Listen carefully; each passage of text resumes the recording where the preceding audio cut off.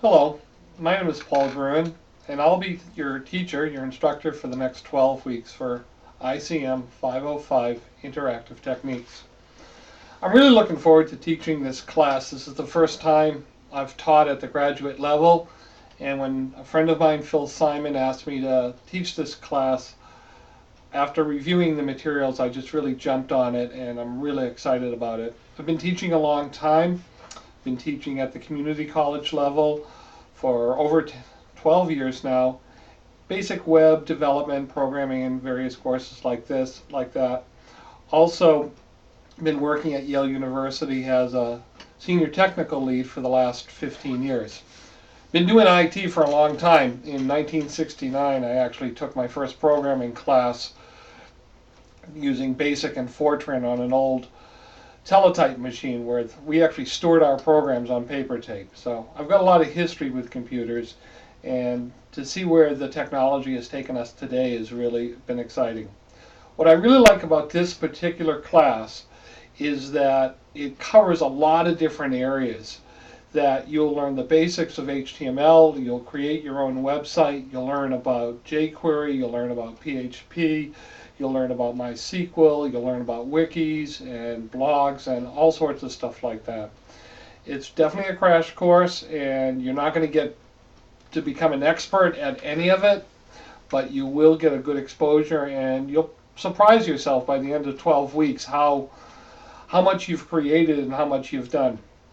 My understanding is that the program that you're a part of, the goal here is not to make you a technical aficionado. The goal here is to give you exposure to the various tools and techniques to use to be able to create and communicate to technical people at a better scale and at a deeper scale. So when you're working with somebody and you might need to help them build a web page, or they're going to create a web page or teach a blog, that you'll have some good understanding of the technologies that are used in doing such.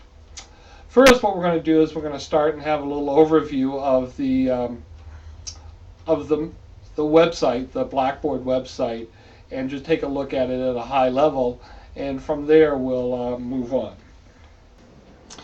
Okay, so once you've logged on to Blackboard, you'll see several different components that make up the course, and I find, quite honestly, one of the biggest frustrations with the online education is sometimes using the tool that we're doing the education with. But let's take a look at this. Right off the bat, you have a major section here called Interactive Techniques. You open this up, and you'll see several subsections. First, the most important is announcements. The announcement section is where I will be posting what's going on, what's due next, and short videos like this one, and tutorials to share with you. Most of the interaction from a what's happening now will happen on the announcements. As you can see here, there's two announcements. One is just a basic welcome announcement, and then I'll post another one, or I'm going to either add to this video that I'm taping now, and then that the survey was posted as well. There is a survey under the syllabus that I need everybody to take as soon as possible. I've chosen Tuesday at 9 o'clock to have our online sessions, and again, these are a optional session. I definitely highly recommend that you sign up for it. Not sign up, but you attend, and this is kind of an open session where I'll have some stuff prepared on a given topic, but basically go in any direction that you need to go in to help you complete your assignments and work. So announcements is the first place to look. The second place to check out is the syllabus. The syllabus, there's a lot of material on there. I've laid out a pretty good schedule of when our online sessions are, and the progress reports are due. There's a section called My Journal, and that's where you'll actually post your progress reports.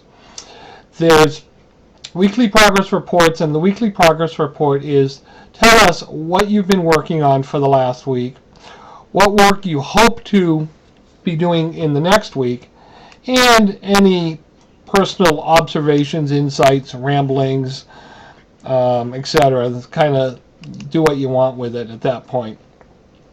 You will. I wonder if you'll the book.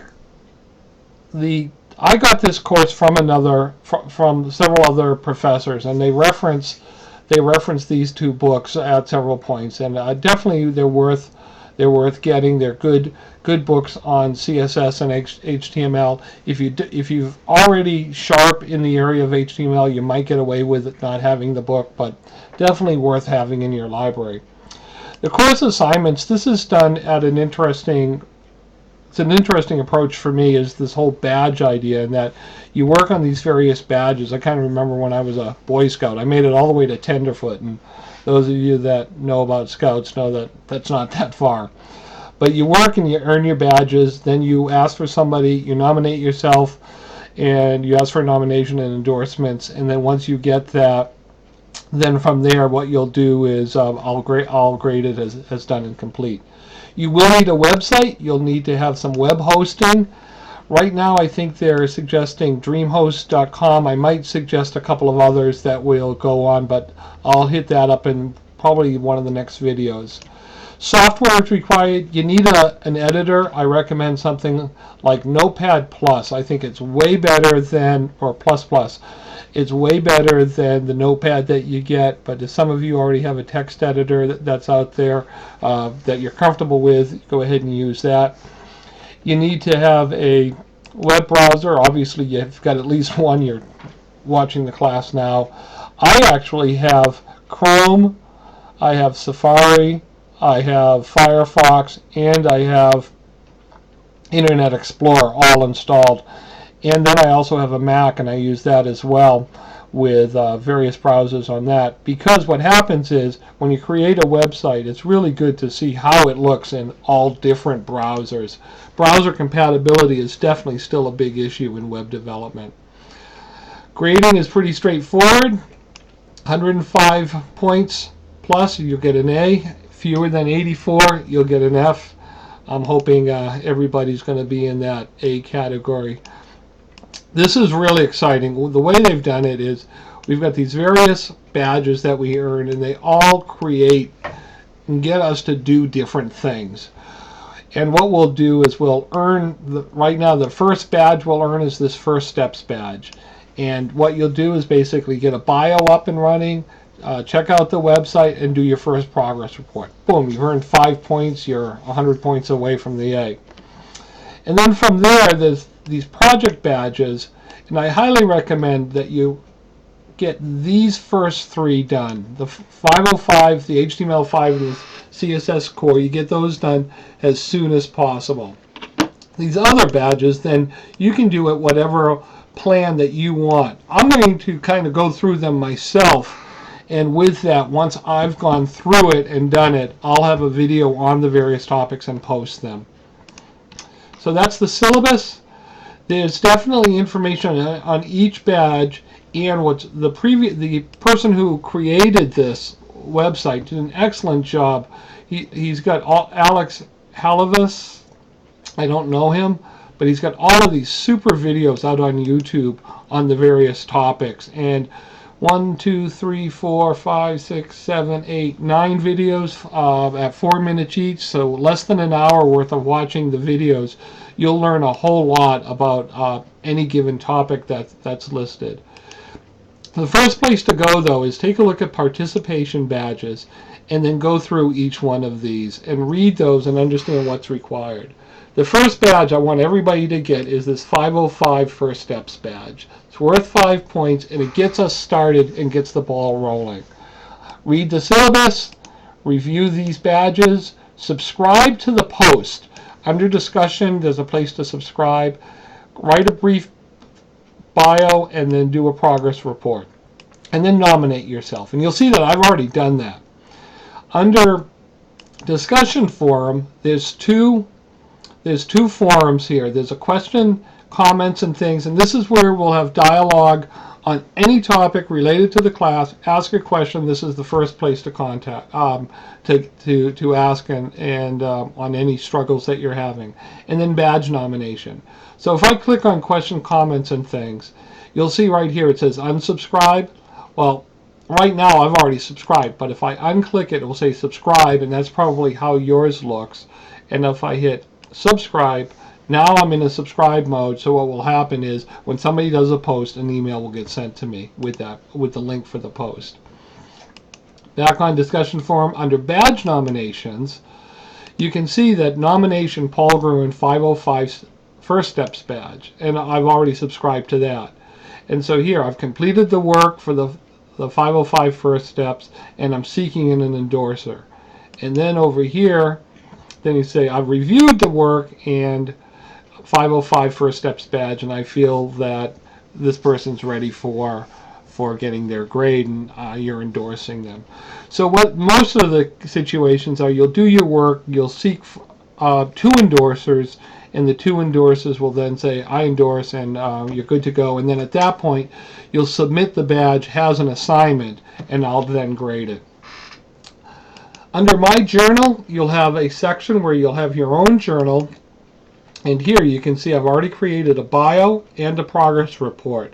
And this is my first week's progress report. Your first progress report isn't due until May 27th. So you've got a couple of weeks. But, get a good jump on it. I'm sure many of you got a lot of stuff going on in the next 12 weeks. So the sooner you get started, the better.